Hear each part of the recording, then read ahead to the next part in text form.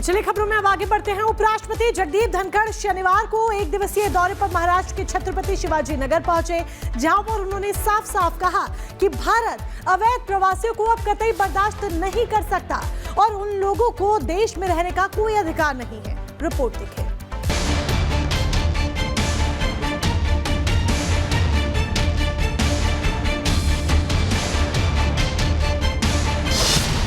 अवैध घुसपैठियों पर उपराष्ट्रपति सख्त। घुसपैठियों का सामान जल्द होगा पैक। उपराष्ट्रपति जगदीप धनखड़ शनिवार को एक दिवसीय दौरे पर महाराष्ट्र के छत्रपति संभाजीनगर पहुंचे। दौरे के दौरान धनखड़ डॉक्टर साहब आंबेडकर मराठवाड़ा विश्वविद्यालय पहुंचे, जहां उन्होंने 65वें दीक्षांत समारोह में बतौर मुख्य अतिथि शिरकत की। समारोह को संबोधित करते हुए धनखड़ ने कहा, हर व्यक्ति का अधिकार है कि वो जिस धर्म का चाहे पालन करे, अपनी इच्छा से कोई भी धर्म अपनाए, लेकिन जब लालच देकर धर्मांतरण होता है तो एक गंभीर चिंता का विषय है। वो लोग कौन है? हमारे उन लोगों को भ्रमित कर, लालच दिखाकर, लोभ देकर उनको ठक्कर मार ले गए। कुछ देशों ने पाया गलत है, वापस भेज दिया। परंपरा दशकों से चल रही है। आगे उन्होंने कहा, भारत अवैध अप्रवासियों को अब कतई बर्दाश्त नहीं कर सकता और उन लोगों को देश में रहने का अधिकार नहीं है। हमारे भारत करोड़ों की संख्या में ऐसे लोग रह रहे हैं जिनको यहाँ रहने का अधिकार नहीं है और वो रह नहीं रहे हैं। वो किसी न किसी रूप में अपनी आजीविका का सर्जन कर रहे हैं। They are making their livelihood here. They are making demand on our resources, on our education, health sector, housing sector. और अब तो बात आगे बढ़ गई है। They are intervening in our electoral process. ये कोई पहला मौका नहीं था जब जगदीप धनखड़ ने इन मसलों पर अपनी प्रतिक्रिया दी हो। इससे पहले भी धनखड़ इन मामलों पर अपनी राय खुलकर रख चुके हैं। Bureau report, Republic Bharat. Lok Sabha चुनाव के दौरान भारत विरोधी साजिश को लेकर अब जांच शुरू हो गई है। विदेश मंत्री डॉक्टर एस जयशंकर ने भी इस पर चिंता जाहिर करते हुए बांग्लादेश के मुद्दों पर बेबाकी से अपनी बात सामने रखी।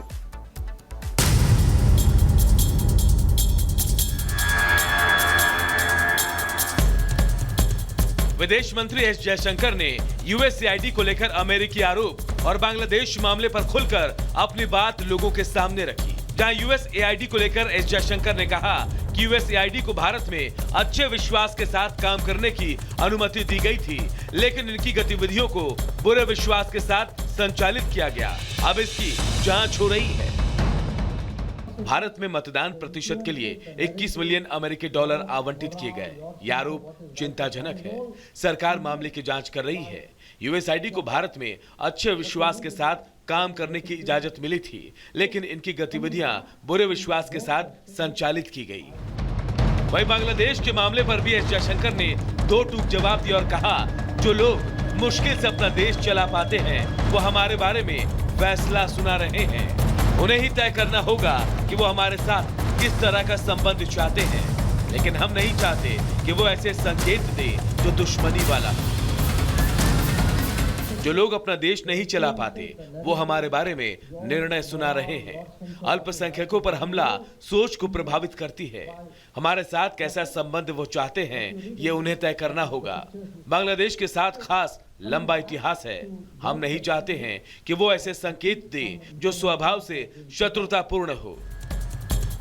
एस जयशंकर नई दिल्ली में 12वें अंतर्राष्ट्रीय स्वास्थ्य संवाद को संबोधित कर रहे थे। इस दौरान अमेरिकी आरोप और बांग्लादेश के मुद्दे पर उन्होंने बेबाकी से अपनी बात रखी और विरोधी देश को जवाब भी दे दिया। Bureau report, Republic Bharat.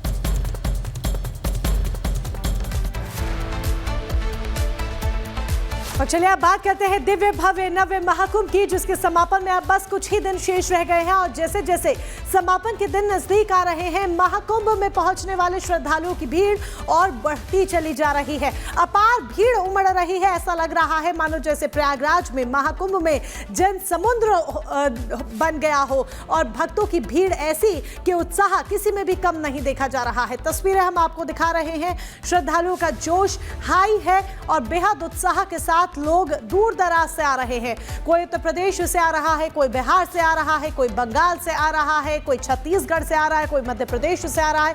सिर्फ देश ही नहीं, देश के अलग अलग राज्य से ही नहीं बल्कि विदेश से भी श्रद्धालु लगातार महाकुंभ का रुख कर रहे हैं, महाकुंभ पहुंच रहे हैं त्रिवेणी में पवित्र पावन डुबकी लगाने के लिए। और ये तस्वीर आपके सामने लगातार हम रख रहे हैं कि किस तरीके से श्रद्धालुओं का जो सैलाब है वो उमड़ रहा है। और न सिर्फ प्रयागराज में बल्कि प्रयागराज से लौटकर जो उनका प्रवाह है वो सीधे अपने घर की तरफ ना जाकर बल्कि अयोध्या भक्त रुक रहे हैं दर्शन करने के लिए, रामलला के वाराणसी रुक रहे हैं काशी विश्वनाथ के दर्शन करने के लिए।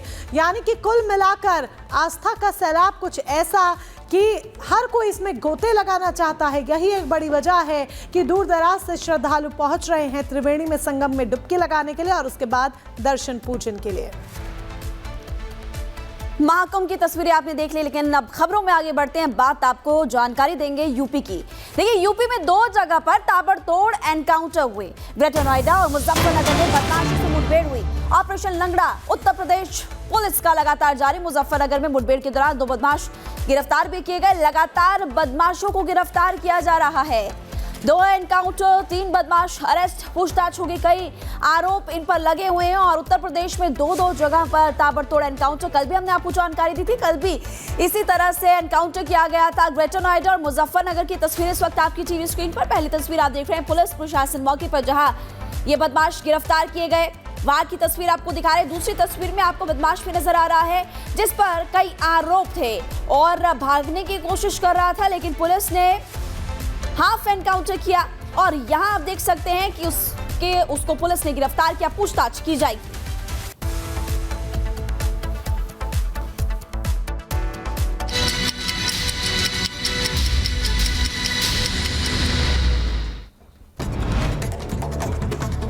और चलिए 2 मिनट में भारत का रुख करते हैं। तेलंगाना में एसएलबीसी टनल हादसे को लेकर रेस्क्यू ऑपरेशन लगातार जारी। सुरंग के अंदर की जा रही ऑक्सीजन की सप्लाई, 8 मजदूर फंसे हुए हैं अंदर।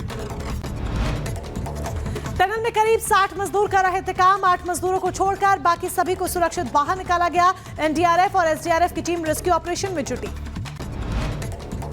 प्रधानमंत्री नरेंद्र मोदी ने सीएम रेवंत रेड्डी से ली हादसे की जानकारी। पीएम मोदी ने हर संभव मदद का भरोसा दिया। हिमाचल प्रदेश के चंबा में बड़ा हादसा होने से टला। बस ड्राइवर की सूझबूझ से करीब 15 यात्रियों की जान बची। पहाड़ दरकने से, खाई में गिरने से बची बस के अगले हिस्से पर मलबा गिरने से 2 यात्री घायल हो गए। जम्मू में खाई में गिरी तीर्थ यात्रियों से भरी बस हादसे में एक शख्स की मौत हो गई, 16 लोग घायल हो गए हैं। माता वैष्णो देवी मंदिर से दर्शन कर लौट रहे थे श्रद्धालु।